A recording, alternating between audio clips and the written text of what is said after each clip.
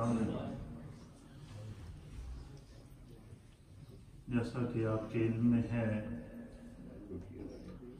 کہ ہمارا قصص القرآن کے عنوان سے درس کا سلسلہ جاری و ساری ہے، اور بایوگرافی آف حضرت سیدنا آدم علیہ نبینا علیہ السلام ہمارا ٹاپک ہے، اور حضرت آدم علیہ السلام کی پیدائش اور پھر آپ کا جنت میں رہنا، جنت سے زمین پر اترنا، پھر زمین کے اوپر اپنے رب کی بارگاہ میں گڑ گڑا کر دعائیں کرنا، استغفار کرنا، اور پھر سینٹرل ایشیا، سرانگیب، سری لنکا، ہند سے حضرت آدم علیہ السلام کا سفر کر کے مکہ شریف پہنچنا، حضرت حوا سے ملاقات کا ہونا، اس سے پہلے حضرت حوا کی پیدائش کا، یہ سارے وہ مناظر ہیں جس کو آپ کی خدمت میں پیش کر دیا گیا ہے۔ آج کا ہمارا ٹاپک اسی ہسٹری سے ریلیٹیو ہے، جس میں حضرت آدم علیہ نبینا علیہ السلام کی جب اولاد کا سلسلہ شروع ہوا، اس کو مفسرین اور محدثین نے بیان کیا کہ حضرت حوا اور حضرت آدم علیہ السلام سے اللہ تعالیٰ نے جب نسل انسانی کو چلایا تو ہر سال اللہ تعالیٰ انہیں جڑواں اولاد عطا فرماتا تھا، ایک بیٹا اور ایک بیٹی، اور وہ اسی سال جوان ہو جاتے تھے۔ پھر یہ سارا سلسلہ تقریباً 40 کے قریب آپ کے بچے اور بچیاں، 20 جوڑے اللہ تعالیٰ نے ان کو 20 سالوں میں عطا فرمائے۔ پھر حکم ہوا اللہ کی طرف سے کہ یہ جو آپ کے بچے ہیں، اب آپ ان کی اس انداز سے شادیاں کرائیں کہ جو 1 سال کا جو جوڑا ہے وہ دوسرے سال کے جوڑے سے شادی کرے گا۔ یہ اللہ کی طرف سے قانون نافذ ہوا۔ حضرت آدم علیہ السلام کے جو بڑے بیٹے تھے،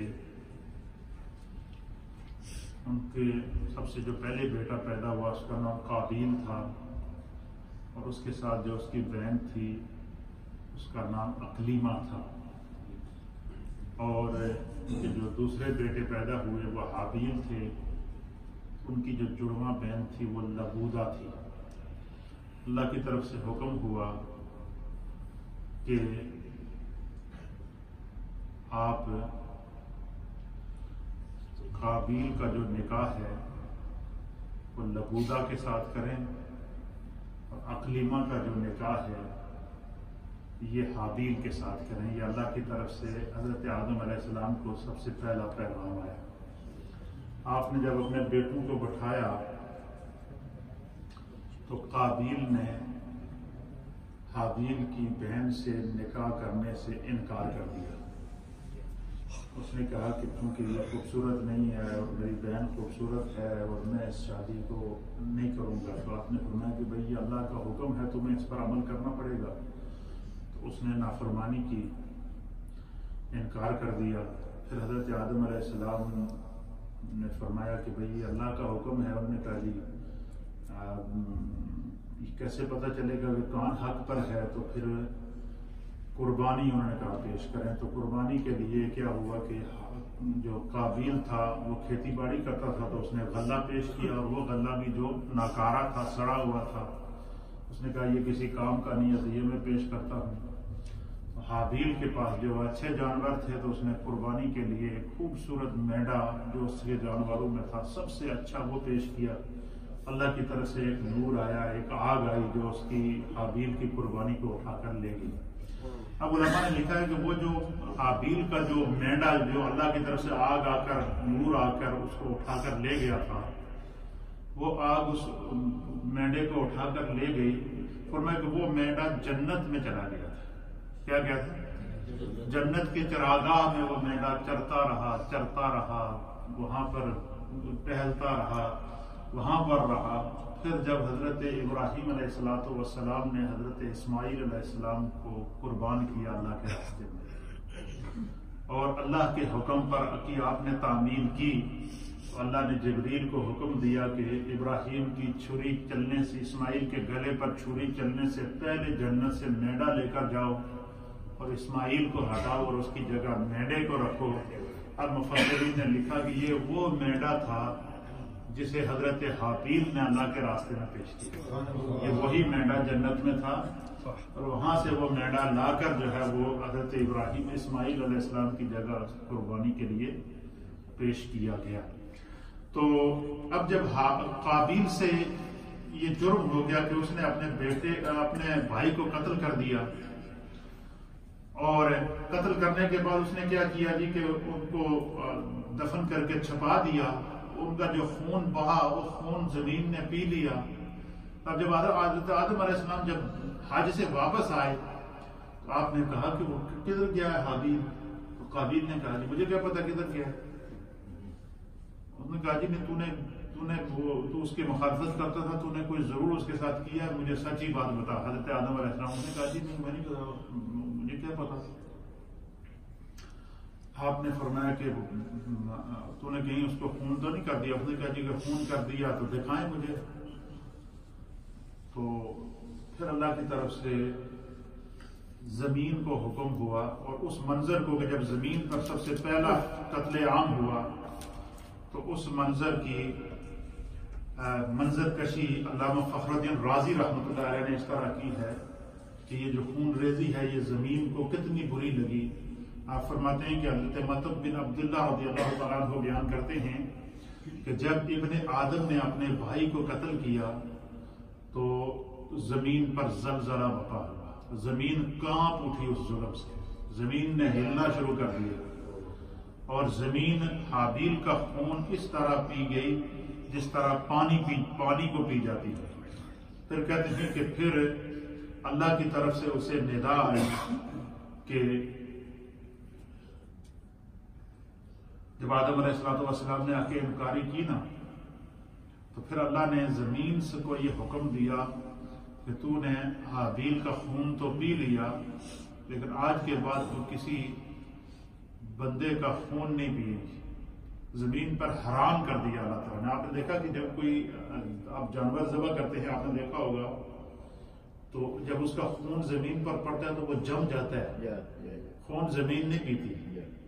پہلے زمین خون پی جایا کرتی تھی، لیکن جب اللہ تعالیٰ کی طرف سے حکم آیا، جب وہ قابیل نے جو ہے وہ حضرت حابیل کو جب دفن کر کے چھپا دیا تو اللہ نے پھر زمین کو حکم دیا کہ آج کے بعد تیرے اوپر خون پینا حرام ہے۔ تو زمین کے اوپر خون گرتا ہے تو جم جاتا ہے، لیکن وہ خون پیتی نہیں ہے۔ اس کو اللہ نے منع کیا ہوا ہے زمین کو کہ اللہ زمین، آپ یہ دیکھیں کہ زمین دنیا کی ہر چیز کو اپنے اندر نگل لیتی ہے، ہر چیز اپنے اندر چلی جاتی ہے، زمین کے اندر چلی جاتی ہے۔ دنیا کی وہ کون سا چیز ہے جو زمین اپنے اندر نہیں چھپاتی، لیکن خون اگر زمین پہ پڑا ہو تو وہیں جم جاتا ہے۔ کیوں؟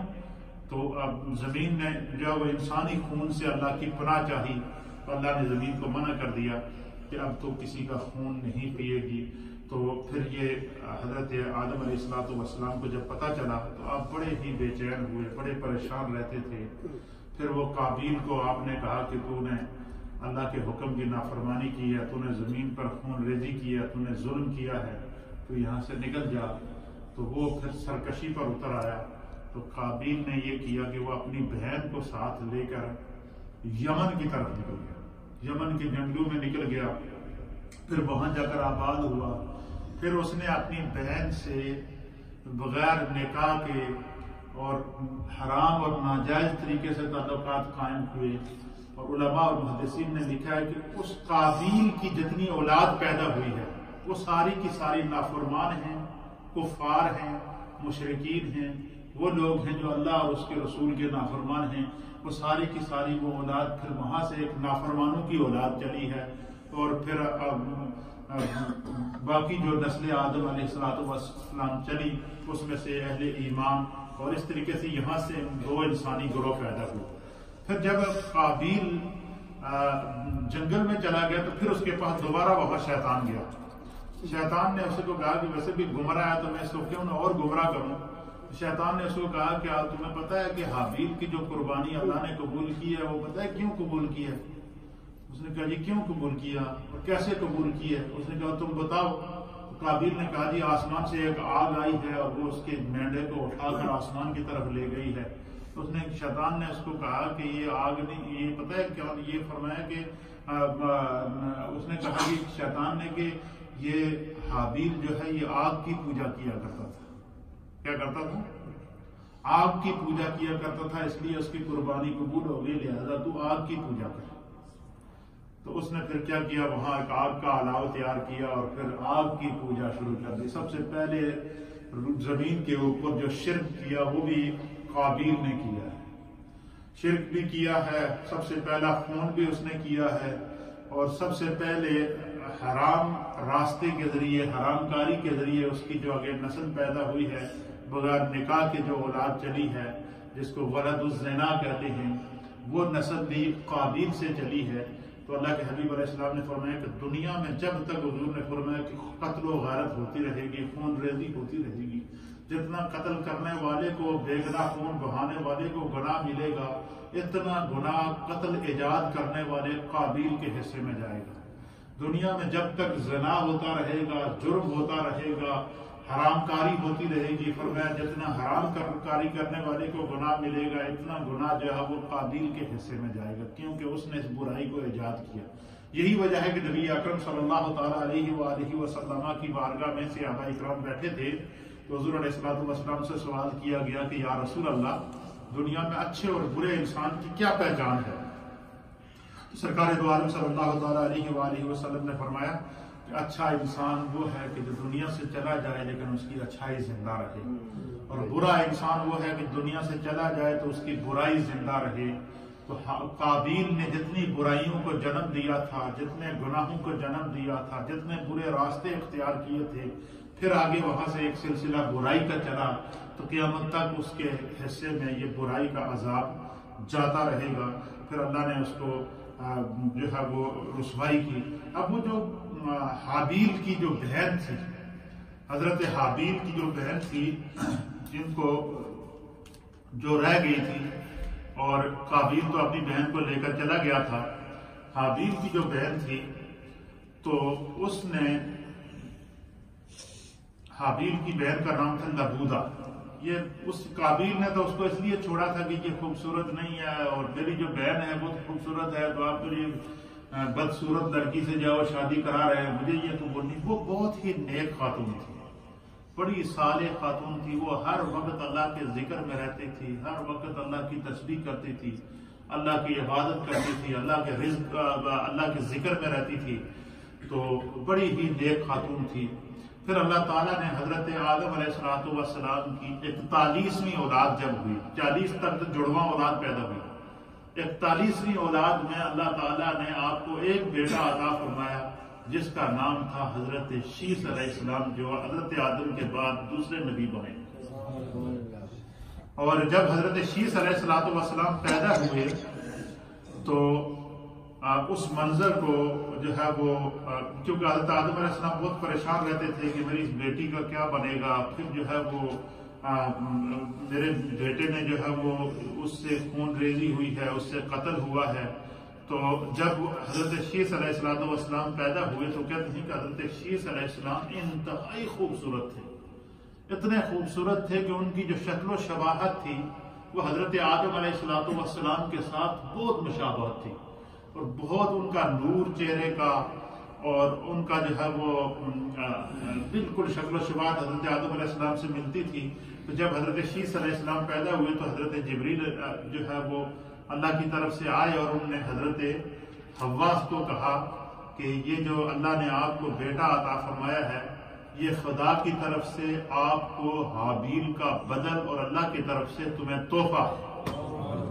حضرت شیس علیہ السلام کو اللہ نے اپنا حضرت آدم سے کہا کہ یہ آپ کا اللہ کی طرف سے تحفہ ہے اور یہ آپ کو حابیل کا خدا نے بدل عطا فرمایا ہے.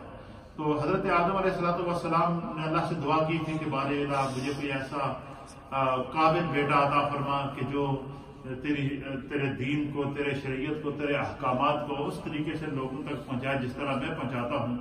تو فرمایا کرتے ہیں کہ وہ ساری عادات، وہ ساری خصلتیں جتنی تھی وہ حضرت شیس علیہ السلام کے اندر جو ہے وہ پائی جاتی تھیں، اور اس کی جان نشینی کے جو ہے وہ اللہ تعالیٰ نے آپ کو فرائض عطا فرمائے۔ اور حضرت شیس علیہ السلام کی پیدائش کے وقت جو ہے وہ کہتے ہیں کہ جب وہ پیدا ہوئے تو حضرت جبریل نے آ کر حضرت حوا سے کہا کہ مفسرین نے لکھا ہے، امام فخر الدین رازی رحمۃ اللہ علیہ نے، کہ حضرت جبریل نے حضرت حوا سے کہا کہ ھذا ہبۃ اللہ لک بدلھا بلا، اللہ تعالیٰ کی طرف سے یہ تمہارے لیے تحفہ ہے، یہ خدا نے تمہیں حابیل کے بدل میں عطا فرمایا، حابیل کے بدلے عطا فرمایا۔ پھر وہ بیٹی جو لبودہ تھی، حابیل کی بہن جو رہ گئی تھی، تو پھر اللہ کی طرف سے آپ کو بعض روایات کے مطابق یہ حکم ہوا کہ لبودہ کا نکاح حضرت شیس علیہ السلام سے کرایا ہے۔ پھر اللہ تعالیٰ نے حضرت شیس کو جو ہے وہ نبوت عطا فرمائی، اور وہ جو ہے ان کے اوپر اللہ تعالیٰ نے صحیفے نازل فرمائے، اور حضرت شیس علیہ السلام پر جو ہے وہ اللہ کی طرف سے 10 صحیفے نازل ہوئے۔ اسی طریقے سے حضرت آدم علیہ السلام پر 10 صحیفے نازل ہوئے۔ تو حضرت شیس علیہ السلام نے جو حضرت آدم علیہ السلام پر صحیفے نازل ہوئے وہ، اور جو اپنے اوپر نازل ہوئے ان تمام کو جمع کر کے ایک کتابی شکل بھی دی تھی۔ تو روئے زمین کے اوپر سب سے پہلے اللہ کے کلام کو کتابی شکل دینے کا جو اعزاز ہے وہ حضرت شیس علیہ السلام کے حصے میں آیا۔ یہ بھی بحیثیت جو ہے وہ ہمیں حضرت شیس علیہ السلام کے بارے میں مفسرین نے لکھا ہے کہ بہت ہی نیک اور صالح انسان تھے، ہونے کے ساتھ ساتھ بہت بڑے عابد تھے، بڑے زاہد تھے، ہر وقت اللہ کا ذکر، تسبیح و تحلیل اور وظائف میں مشغول رہتے تھے، کیونکہ آپ دوسرے بڑے پیغمبر تھے، اور نہ صرف یہ کہ پیغمبر تھے بلکہ پیغمبر زادے تھے، اللہ کے نبی بھی تھے اور نبی زادے بھی تھے۔ اس لیے آپ کی طبیعت بڑی نرم اور بڑی سادہ تھی، آپ کو دنیا کی آلائشوں سے، دنیا کی نمود و نمائش سے الگ رہتے تھے، تنہائی پسند فرماتے تھے، نفس سے اللہ کی رضا کے لیے ہمیشہ جو ہے وہ اللہ کی عبادت اور ذکر میں مصروف رہتا تھا، حقوق العباد کا بہت خیال رکھتے تھے۔ حضرت شیس علیہ السلام کے اندر وہ ساری عادتیں ہوتی تھی جو حضرت آدم علیہ السلام میں تھی۔ والدین کی اطاعت کرتے تھے، ان کی خدمت کرتے تھے، والدین کی خدمت کی سعادت حاصل کرتے تھے، آپ دل کھول کر ان کی خدمت کرتے تھے۔ کہتے ہیں کہ جب حضرت آدم علیہ السلام کا آخری وقت آیا تو آپ ہی کے پاس حضرت شیس علیہ السلام کے پاس ہی تھے، اور وہیں پر آپ کا جو ہے روح قبض ہوئی۔ حضرت آدم علیہ السلام کو وفات کے بعد حضرت شیس علیہ السلام نے غسل دیا، آپ کا جنازہ بھی حضرت شیس علیہ السلام نے پڑھایا۔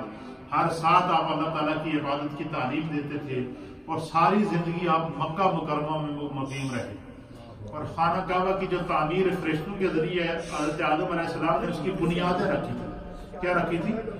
خانہ کعبہ کی صرف بنیادیں رکھی تھی، اور جب خانہ کعبہ کی بنیادیں رکھی ہیں تو حضرت شیس علیہ السلام نے ان بنیادوں کے اوپر دیواریں بنائی ہیں چاروں طرف۔ حضرت شیس علیہ السلام وہ پہلے نبی ہیں کہ جنہوں نے دوسری مرتبہ خانہ کعبہ کی تعمیر کی، اور پھر اللہ تعالیٰ نے کی طرف سے حکم ہوا کہ آپ کی وہ جو بیٹی لبودہ رہ گئی تھی اور جو ساری زندگی اللہ کے ذکر میں گزاری ہے، اس کا نکاح جو ہے وہ حضرت شیس سے کیا جائے۔ پھر ان سے آگے جو ہے وہ حضرت شیس علیہ السلام کی اولاد سے اللہ تعالیٰ نے پھر ایک نبی حضرت نوح علیہ السلام پیدا کی۔ یہاں سے آگے انبیاء اکرام کی نسلیں چلی ہیں، انبیاء اکرام کا سلسلہ چلا ہے۔ تو یہ ایک ہسٹری آف ہیومن ہے جو بحیثیت انسان، بحیثیت مسلمان ہمارا جاننا لازمی اور ضروری ہے۔ اب اس میں چند باتیں ہیں جو میں آپ کی خدمت میں پیش کرنا چاہتا ہوں کہ ہم نے پورا قصہ آدم علیہ السلام تفصیل سے سنا۔ اس کے اندر بھی یہ بھی میں نے آپ کو جو حضرت آدم علیہ السلام کا قصہ بتایا تھا، یہ بڑے اختصار کے ساتھ بتایا، بہت اختصار کے ساتھ، مختصر اشارے۔ بندہ تفصیل کے اندر جائے تو ہر ایک کا ایک الگ تفصیل ہے، اس کے مطابق آیات قرآنک ہیں، اس کے مطابق احادیث ہیں۔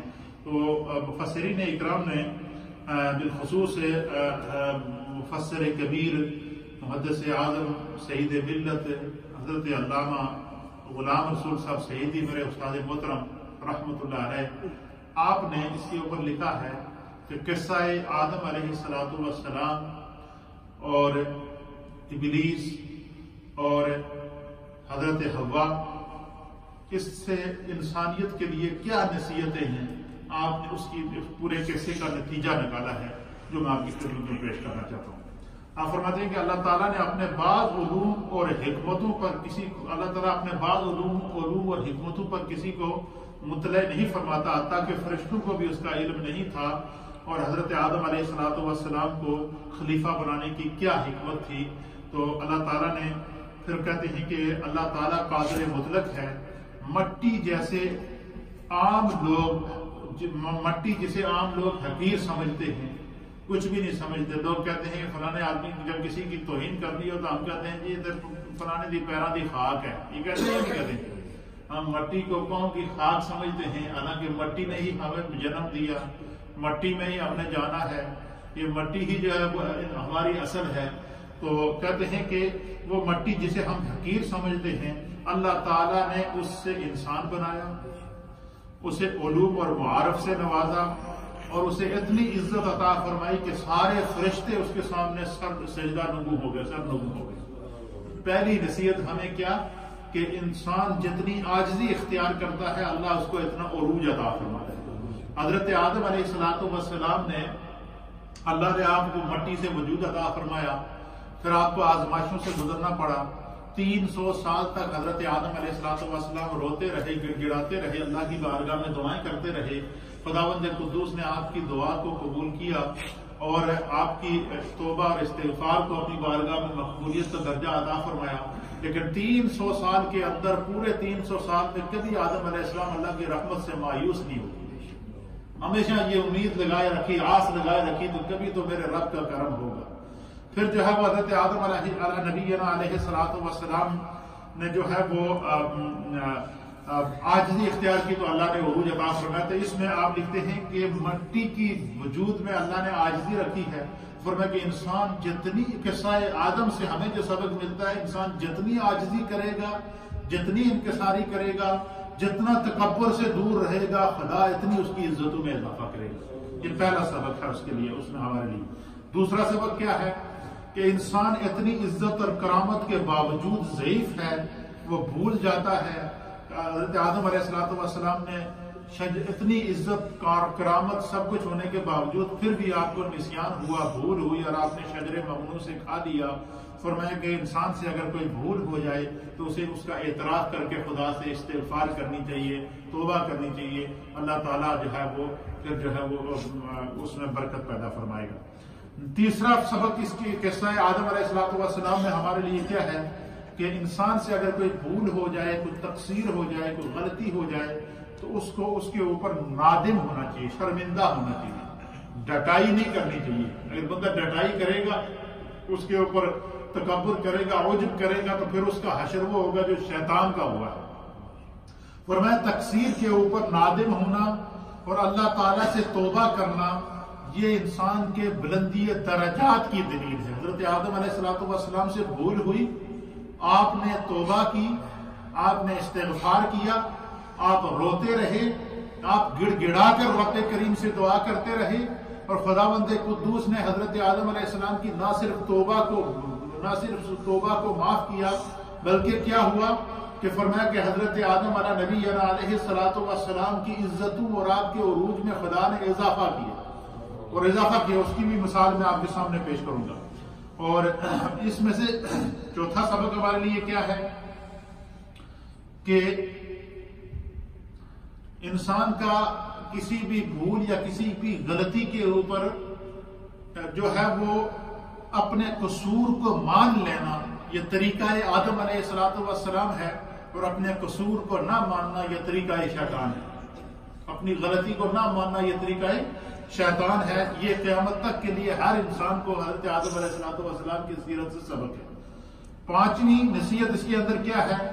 فرمایا کہ جو معصیت سے نعمت زائل ہو جاتی ہے اور شکر سے نعمت میں زیادتی ہوتی ہے۔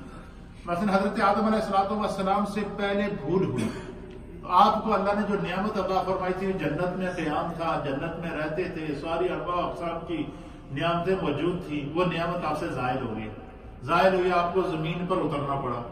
زمین پر اترنے کے بعد پھر خداوند قدوس کی بارگاہ میں آپ نے توبہ کی، استغفار کیا، 300 سال تک روتے رہے، اللہ کی بارگاہ میں گڑ گڑا کر دعا کی، نبی پاک کا وسیلہ پیش کیا، خدا نے آپ کی نہ صرف توبہ قبول کی، اللہ تعالیٰ نے واپس وہ منصب بھی عطا فرمایا، وہ جنت بھی عطا فرمایا۔ اور کس طرح عطا فرمائی، اس کے اوپر روایت کے اندر آتا ہے، وہ بڑی مزے کی روایت ہے، آپ سنیں گے کہ میں آپ کا ایمان تازہ ہو جائے گا۔ اور اس روایت کو صاحب فخر الدین رازی نے بھی نقل فرمایا ہے، قصص الانبیاء کے اندر بھی اس روایت کو نقل، اور علامہ ابن کثیر نے تاریخ کثیر کے اندر اس روایت کو نقل فرمایا۔ آپ فرماتے ہیں کہ آپ کہتے ہیں کہ جب حضرت آدم علیہ السلام کے وصال کا وقت آیا، حضرت آدم علیہ السلام کے وصال کا جب وقت آیا تو آپ نے آپ جبریل علیہ السلام کی طرف متوجہ ہو کر آپ نے جبریل سے فرمایا کہ میں تم سے ایک سوال کرنا چاہتا ہوں، مجھے ایک تھوڑی سی پریشانی ہے، ایک غم ہے میرے اندر، ایک حزن ہے، ایک ملال ہے، اور وہ میں ایک سوال کرنا چاہتا ہوں۔ تو جبریل علیہ السلام نے حضرت آدم سے فرمایا کہ جی آپ فرمائیں کیا سوال کرنا چاہتے ہیں۔ تو حضرت آدم علیہ السلام نے فرمایا کہ مجھے یہ ایک پریشانی ہے کہ میری جب روح قبض ہو جائے گی تو جب میں اللہ کے ہاں جاؤں گا تو آپ مجھے کیا یہ بتا سکتے ہیں کہ کیا اللہ کے ہاں فرشتوں کے ہاں یا اللہ تعالیٰ کی بارگاہ میں اور فرشتوں کے ہاں جہاں فرشتوں کے قیام ہیں، ان میں اس وقت جو میرا تعارف ہے وہ کس طرح کا تعارف ہے کہ وہ مجھے گناہگار سمجھتے ہیں اور مجھے اسیاں شیعات سمجھتے ہیں، یا مجھے یہ سمجھتے ہیں کہ یہ آدم کی توبہ قبول ہو گئی، کیا وہ مجھے تائب سمجھتے ہیں یا گناہگار سمجھتے ہیں؟ یہ مجھے یہ شرمندگی ہے کہ اگر میں خدا کی بارگاہ میں اس حالت میں جاؤں کہ وہ مجھے گناہگار وہاں تصور کیا جائے یا یہ سمجھا جائے کہ اس سے غلطی ہوئی ہے، حالانکہ اللہ تعالیٰ نے تو آپ کی برات کا اعلان کر دیا تھا کہ آپ سے بھول ہوئی ہے، لیکن پھر بھی حضرت آدم علیہ السلام کا جو تقویٰ تھا اس کو دیکھیے۔ تو جب جبریل علیہ السلام نے یہ کہا کہ میں حضرت آدم علیہ السلام نے کہا جبریل سے کہ میں معلوم کرنا چاہتا ہوں اس بنا پر کہ مجھے آسمان پر گناہگار کہا جا رہا ہے یا تائب کہا جا رہا ہے۔ اور میں حضرت آدم علیہ السلام کی اس بات کے اندر اتنا اثر تھا، نہ جانے کیا کہتے ہیں، جو دل سے جو بات نکلتی ہے اثر رکھتی ہے۔ جب آپ نے یہ بات کہی کہ میں یہ مرنے سے پہلے یہ دیکھنا چاہتا ہوں کہ فرشتوں کے ہاں میں گناہگار ہوں یا تائب ہوں، تو کہتے ہیں کہ ان کی اس آواز کے اندر اتنا درد تھا کہ اللہ کے جتنے فرشتے تھے سب نے رونا شروع کر دیا، فرشتوں کے بھی آنسو بہہ گئے، فرشتے بھی رونا شروع ہو گئے۔ تو حضرت جبریل علیہ السلام بھی پریشان ہو گئے۔ اس وقت اللہ کی طرف سے ندا آئی، کیا آئی؟ ندا آئی، اور اللہ تعالیٰ نے حضرت جبریل سے فرمایا کہ میرے آدم کو کہو کہ ذرا سر اٹھا کر آسمان کی طرف دیکھے۔ اللہ نے کیا فرمایا کہ میرے آدم سے کہو کہ سر اٹھا کر آسمان کی طرف دیکھے۔ کہتے ہیں کہ جب حضرت آدم علیہ السلام نے سر اٹھا کر آسمان کی طرف دیکھا، ایک انتہائی خوبصورت جنت سجی ہوئی تھی، اس کے اندر اللہ کی ہر نعمت موجود تھی، اللہ کے انوار اور تجلیات سے مرصع، مزین اور مرقع تھی، وہ جنت ہر طرح کے نعمتوں سے سجی ہوئی تھی۔ آدم علیہ السلام نے جب اس کو دیکھا تو اللہ کی طرف سے کہا کہ آدم یہ گھر تیرا انتظار کر رہا ہے، اسی سے تو گیا تھا، خدا نے تیری توبہ بھی قبول کر لی، اللہ تجھ سے راضی بھی ہو گیا، اور تیرے لیے یہ یعنی اپنی موت سے پہلے خدا نے دوبارہ ان کو جنت دکھائی۔ حضرت آدم علیہ السلام کی روح قبض ہونے سے پہلے اللہ نے دنیا سے دوبارہ ان کو جنت دکھائی ہے۔ جب اس جنت کو دیکھا، جنت کی نعمتوں کو دیکھا، پھر حضرت آدم علیہ السلام نے ملک الموت کو حضرت اسرائیل سے کہا کہ جلدی جلدی میری روح نکالو، میں اسی گھر میں واپس جانا چاہتا ہوں جس سے مجھے اتارا گیا تھا۔ یہ صاحب روح البیان نے بھی اس کو نقل فرمایا ہے۔ علامہ جلال الدین سیوطی رحمۃ اللہ علیہ نے جو ہے وہ تفسیر در منصور کے اندر اس کو نقل فرمایا۔ فرمایا کہ جب آپ نے اسرائیل سے کہا کہ جلدی جلدی میں اللہ کے پاس پہنچنا چاہتا ہوں اور اس جنت میں دوبارہ جانا چاہتا ہوں، تو کہتے ہیں کہ پھر حضرت آدم علیہ السلام بیٹھ گئے اور آپ نے تسبیح شروع کر دی، تحلیل شروع کر دی، اللہ کا ذکر شروع کر دیا، تو خدا کے ذکر میں مصروف تھے۔ اس دوران حضرت اسرائیل نے آپ کی روح مبارک کو قبض کیا۔ حضرت آدم علیہ السلام کو فرشتوں نے حضرت شیس علیہ السلام کے ساتھ مل کر غسل دیا، اور جنت سے آپ کے لیے پانی لایا گیا، اور بیری کے درخت جنت سے لائے گئے۔ بیری کے درخت کے پتے، آپ نے دیکھا نا گاؤں میں جب کسی کا انتقال ہو جائے تو اس کو جب غسل دیتے ہیں تو پانی میں بیری کے درخت کے پتے ڈالتے ہیں یا ڈالتے ہیں؟ تو یہ جنت سے بیری کے درخت کے پتے لا کر پانی میں ملائے گئے تھے، اس پانی میں جس سے حضرت آدم علیہ السلام کو غسل دیا گیا۔ ایک روایت کے مطابق جو ہے وہ حضرت آدم علیہ السلام کی غسل دینے کے بعد آپ کو کفن پہنانے کے بعد پھر آپ کا ایک تابوت تیار کیا گیا جس کے اندر آپ کی باڈی کو رکھا۔ تابوت کے اندر صندوق جس کو کہتے ہیں، باکس جس کو کہتے ہیں، اس کے اندر آپ کی باڈی کو رکھا گیا۔ پھر جو ہے وہ جبل آپ کی نماز جنازہ میں ایک روایت کے مطابق آپ کی ایک جنازہ جو ہے وہ حضرت شیس علیہ السلام نے آپ کے بیٹے نے پڑھائی ہے، اور ایک روایت کے مطابق آپ کا جنازہ حضرت جبریل نے پڑھایا ہے۔ یہ مختلف روایات ہیں۔ فرشتے بھی آپ کے جنازے کے اندر لاکھوں کی تعداد میں شریک تھے۔ اور پھر جو ہے وہ قصہ آدم سے جو ہے کہتے ہیں کہ ہمیں یہ بھی سبق ملا کہ اللہ تعالیٰ نے جنت پیدا کر دی ہے، جنت پیدا ہو چکی ہے۔ اس سے یہ سبق بھی ہمیں ملا کہ جنت پیدا ہو چکی ہے۔ اب جنت کی طرف ہم نے نیک اعمال کر کے، استغفار کر کے، توبہ کر کے، نمازیں پڑھ کے، عبادات کر کے، تسبیحات کر کے، تحلیلات کر کے، جو جتنا دین میں نیک ہوگا، جتنا دین کے اندر جس کے اندر جتنا تقوی زیادہ ہوگا، جس کا ایمان جتنا مضبوط ہوگا، اتنا اس کا قدم جنت کی طرف بڑھے گا۔ جنت ہمارا انتظار کر رہی ہے۔ اب ہم نے دو راستے ہیں۔ ایک راستہ ہے جسے صراط مستقیم کہتے ہیں، اس راستے پہ اگر ہم چلیں گے تو ہماری منزل جنت ہے، اور ایک راستہ ہے جو گمراہی کی طرف لے جاتا ہے، گناہ کی طرف لے جاتا ہے، جہنم کی طرف لے جاتا ہے۔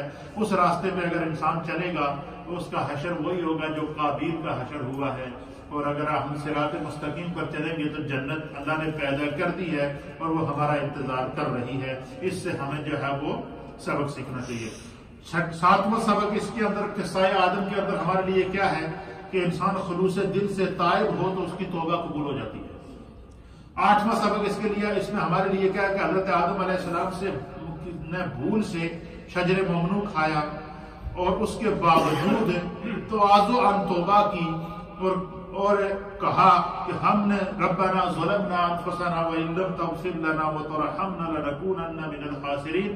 تو اللہ تعالیٰ سے توبہ کی تو اللہ نے آپ کی بھول کو بھی معاف کیا، اور پھر اپنی خلافت کا تاج بھی آپ کو پہنایا۔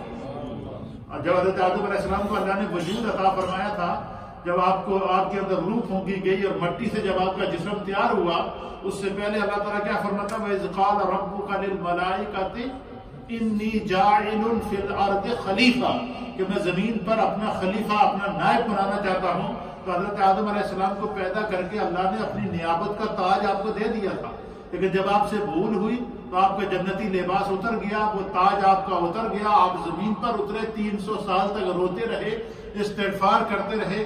لیکن جب آپ نے اپنے رب کی بارگاہ میں عاجزی اختیار کی، تو استغفار کیا، اپنے رب کو راضی کیا، اللہ نے وہی شان، وہی اعزاز، وہی عزت آپ کو واپس عطا فرمائی، اپنی خلافت بھی واپس عطا فرمائی، نبوت کے تاج سے بھی سرفراز فرمایا، اور آپ کو اللہ تعالیٰ نے عزت اور کرامت کا شرف پہنا کر قیامت تک کے لیے اللہ تعالیٰ نے جو ہے وہ بنی آدم کو عزت سے سرفراز فرما کر پھر رب کریم نے لقد خلقنا الانسان فی احسن تقویم کا تاج پہنا۔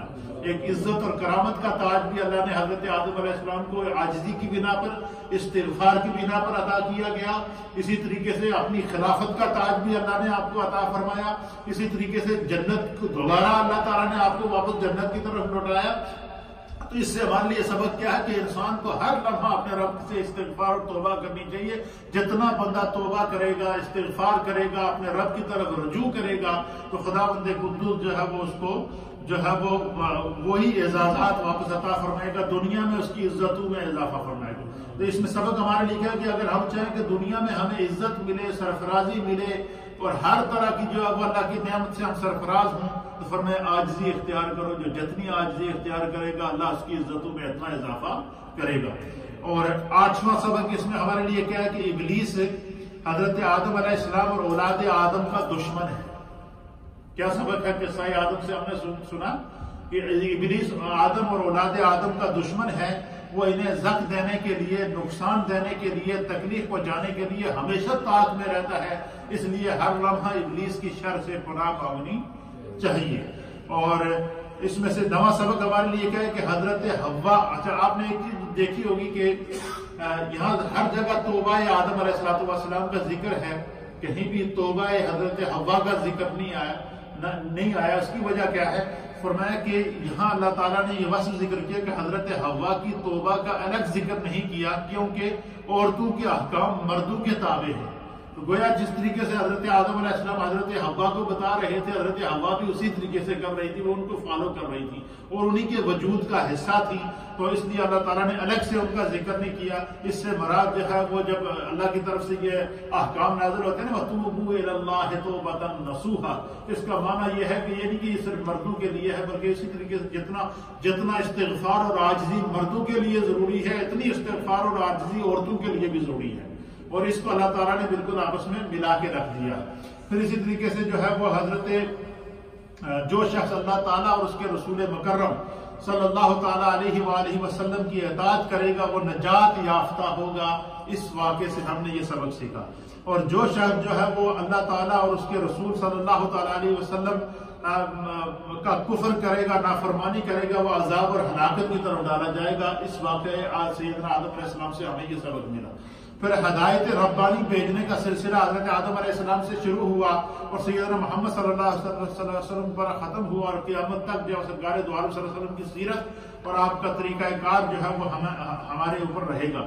پھر کہتے ہیں کہ حضرت شیس علیہ السلام کو حضرت آدم علیہ السلام نے چند ہدایات کی تھی، آپ نے چند ہدایات کی تھی کہ ان چیزوں پر عمل کرنا۔ پھر ایک واقعہ آپ نے بیان فرمایا، آپ فرماتے ہیں کہ میں جب جنت کے اندر گیا، جنت کے ہر درخت کے پتے کے اوپر لکھا ہوا تھا لا الہ الا اللہ محمد رسول اللہ۔ آپ فرماتے ہیں کہ جب حضرت شیس علیہ السلام پیدا ہوئے تو مفسرین نے لکھا ہے کہ آپ کی جو پیشانی تھی، اس پیشانی کے اندر جو ہے وہ ایک تو حضرت آدم علیہ السلام کی پیشانی میں جو نور محمدی تھا، وہ حضرت آدم علیہ السلام کی پیشانی سے وہ نور جو ہے وہ نور مصطفیٰ حضرت شیس علیہ السلام کی پیشانی میں منتقل ہوا۔ ایک بات۔ دوسری بات، حضرت حوا کہتی ہے کہ جب حضرت آدم علیہ السلام حضرت شیس علیہ السلام پیدا ہوئے اتنے خوبصورت تھے کہ میں نے جب غور سے ان کو دیکھا تو حضرت شیس علیہ السلام کی دونوں آنکھوں کے بیچ میں لکھا ہوا تھا محمد۔ یہ جو آنکھوں کی کالی یہ جو اس کو کیا کہتے ہیں، آنکھ کی جو ہے وہ کالی، یہ کالا حصہ جو آنکھ کا ہوتا ہے، اس کے بیچ میں حضرت شیس علیہ السلام جب پیدا ہوئے تو ان کی دونوں آنکھوں کی یہ جو کالا حصہ اس کے بیچ میں انتہائی خوبصورت انداز میں لکھا ہوا تھا محمد صلی اللہ تعالی علیہ وآلہ وسلم۔ پھر فرمایا کہ نبی پاک فرماتے ہیں کہ میں نے حضرت شیس علیہ السلام کو آپ نے فرمایا کہ میں نے جنت کے ہر پتے کے اوپر لکھا ہوا دیکھا ہے لا الہ الا اللہ محمد رسول اللہ۔ تو حضرت آدم علیہ السلام نے وصال سے پہلے حضرت شیس علیہ السلام کو کچھ وظائف دیے، اور ان وظائف میں سے ایک وظیفہ جو حضرت شیس علیہ السلام کو حضرت آدم علیہ السلام نے دیا تھا وہ یہ دیا تھا کہ ہر لمحہ اللہ کے محبوب محمد پر درود پڑھتے رہے، درود نہیں چھوڑنا۔ اور میں کیوں؟ پھر حضرت آدم علیہ السلام نے حضرت شیس کو خود بتایا کہ میں جنت میں تھا تو سدرا کا جو درخت ہے اس درخت کے ہر پتے پہ لکھا ہوا تھا محمد۔ کہتے ہیں کہ جب اللہ نے میرے اندر روح پھونکی تو جب میری آسمان پہ نظر پڑی تو آسمان کے چاروں کونوں پہ لکھا ہوا تھا لا الہ الا اللہ محمد رسول اللہ۔ حضرت آدم علیہ السلام کہتے ہیں کہ جب میں نے جنت میں حوروں کو دیکھا تو حوروں کی آنکھوں کے اندر لکھا ہوا تھا محمد۔ پھر کہتے ہیں کہ جب میں نے اللہ کے فرشتوں کو دیکھا، کہ حضرت آدم علیہ السلام حضرت شیس علیہ السلام کو نبی پاک صلی اللہ علیہ وسلم کی محبت کی تعلیم دے رہے ہیں، کہتے ہیں کہ جب میں نے اللہ کے فرشتوں کو دیکھا تو فرشتوں کی آنکھوں کے اندر لکھا ہوا تھا محمد۔ آپ فرماتے ہیں میں نے حور و غلمان کو دیکھا، ان کی آنکھوں میں لکھا ہوا تھا محمد، جنت کے درختوں کے پتوں کے اوپر لکھا ہوا تھا لا الہ الا اللہ محمد الرسول اللہ، آسمان کے کونوں پر لکھا ہوا تھا لا الہ الا اللہ محمد الرسول اللہ۔ آپ فرماتے ہیں کہ آپ نے حضرت شیس علیہ السلام کو وصال سے پہلے یہ وصیت کی کہ محمد عربی پر درود پڑھنا، حضور پر درود و سلام بھیجتے رہنا، اور جب بھی دعا مانگو فرمایا کہ محمد عربی کے وسیلے سے دعا کرو۔ یہ حضرت آدم علیہ السلام نے اپنے بیٹے شیس علیہ السلام کو کیا وصیت کی کہ جب بھی اللہ سے دعا کرو گے تو محمد عربی کا وسیلہ دینا، یہی وہ وسیلہ ہے جو میرے کام آیا ہے، وہ میں تمہیں دے کے جا رہا ہوں۔ تو کوئی حضرت آدم علیہ السلام نے دنیا سے جاتے ہوئے بھی نبی پاک صلی اللہ علیہ وسلم کے فضائل، مناقب، عظمتیں بیان کرتے ہوئے اس دنیا سے گئے ہیں۔ اللہ تعالی ہمیں عظمت مصطفیٰ اور مقام مصطفیٰ کو سمجھنے کی توفیق عطا فرمائے۔ آج قصہ آدم علیہ السلام اور اولاد آدم کا ہم نے جو ہے وہ ابتدائی جو احوال ہیں اس کو کمپلیٹ کیا۔ کل انشاءاللہ العزیز میں آپ کی خدمت میں اللہ کے عظیم نبی حضرت نوح علیہ السلام کا قصہ پیش کروں کہ قرآن میں حضرت نوح علیہ السلام کا ذکر، آپ کی تبلیغ، آپ کی تعلیم اور سلسلہ نسب کے اعتبار سے کتنی پشتوں کے بعد حضرت نوح علیہ السلام حضرت آدم علیہ السلام کی اولاد سے تعلق رکھتے ہیں، انشاءاللہ اس پر ہم کل گفتگو کریں گے۔